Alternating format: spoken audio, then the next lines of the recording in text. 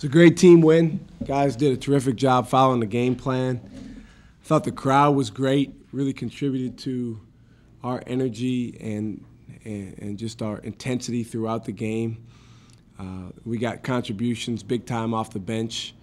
And then defensively, I thought probably the biggest component to us being able to win that game was the job Ed Nixon did on Jenkins. Questions for Coach Smart? Coach, can you be specific what the game plan was against this team? How long you got? We were going to be aggressive, and we wanted to come out and really do a good job taking them out of what they do by denying passes, by pressuring the ball. Charles Jenkins is one of the top players in the country.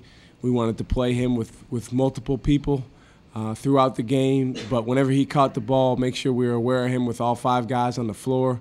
Ed Nixon was the primary guy that was going to guard him, and Ed did a great job. Charles made some shots early, which he tends to do, but we hung in there. We continued guarding him well.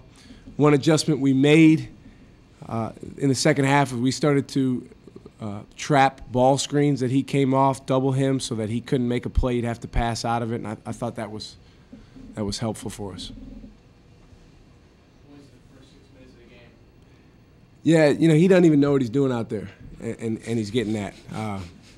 I'm serious.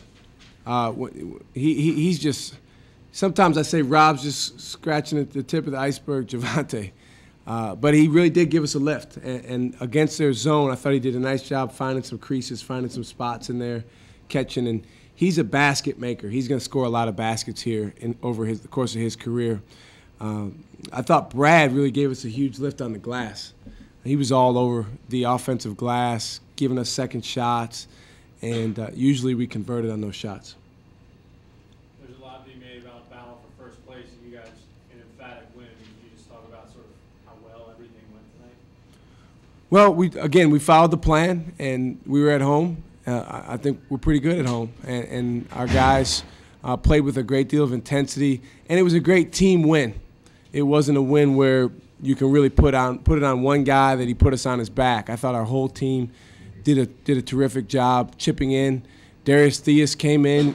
We had a critical spurt in probably the latter part of the first half where Theus was in the game, Burgess was in the game, and those guys were all over the place. We were getting to the basket at will. That's what allowed us to take a big lead in the halftime. What is Jamie's early prognosis?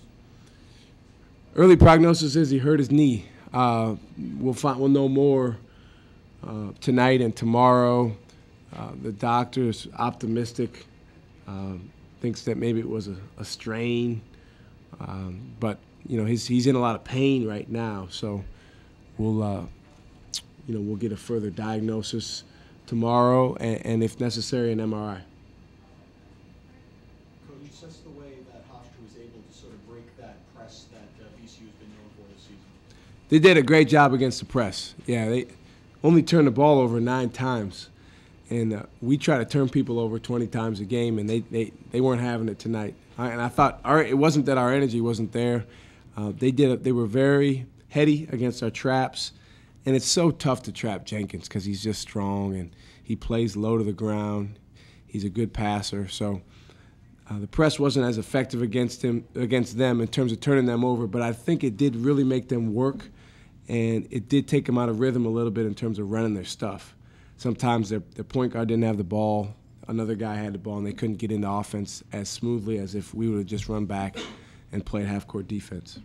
You mentioned Jenkins making some shots early. Is it tough to keep the guys, their heads up when he's making tough shots to know that, Yeah, I felt like we were fine with the shots he was making. A couple of my assistants were screaming at me, well, we got to run another guy at him, or we got to do. I said, we're fine. Just keep guarding. He's going to make shots. There's a reason that he's the 3rd leading scorer in the nation. Ed's going to do a good job on him, and he did. I think anytime you're playing against a great player, you have to weather the storm sometimes when he gets going. And I thought in the second half, I told Ed this, he did as good a job guarding Charles Jenkins as anybody that I've seen on tape defending that player. Because to me, Jenkins, he doesn't take a backseat to any guard in the country. Coach, you got 8 straight wins, including a couple big ones without your 3rd leading scorer. Can you just talk about the confidence level this team's playing with, and how you keep them from getting overconfident? Well, we are playing with a lot of confidence because I think we know that we can be even better than we've played. I think that the best is yet to come if we continue getting better.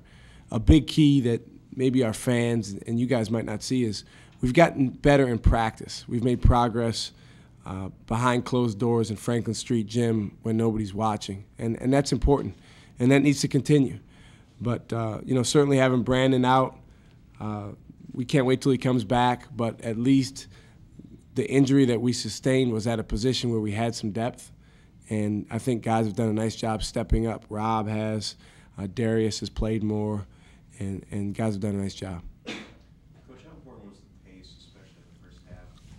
A lot of teams want to try to slow you guys down. Hofstra seemed like they were willing to run with you guys. It was great. We love playing that way. We love getting up and down, and I thought what it did is it allowed us to get to the basket on offense. And again, during that stretch, Darius Theus and Rob Brandenburg, I think were getting in the lane at will at the end of the half, which allowed us to increase the lead. If it's a half-court game, if it's a walk-it-up game, then that probably doesn't happen.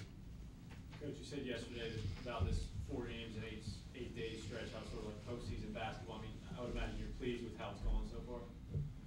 Well, from a win-loss standpoint, yeah. I mean, we played 3 games over, the past 6 days, and we've won them all. So definitely happy with that. I think we can continue getting better. I don't think we've played our best game yet. And we've got another hungry team coming in here on Saturday. So we can't get complacent for 1 second. I told the guys, I said we should feel good about being in first place by ourselves tonight, but we need to get our rest, and then tomorrow we need to completely turn the page to UNC Wilmington. There's no days off in this league. Coach, in the future, do you see the Hofstra Pride as a team that you might possibly see again in the CAA tournament? Definitely. I'd rather not see him again, but Mo's doing a phenomenal job, and they've got, again, a player that's as good as anybody in the country, and some other players that have had very, very good seasons. So, I wouldn't be surprised if we see them again or if they advance deep into the tournament. They've got a lot of weapons, and again, Jenkins at any moment can put a team on his back and create a win. He did it last time out against JMU.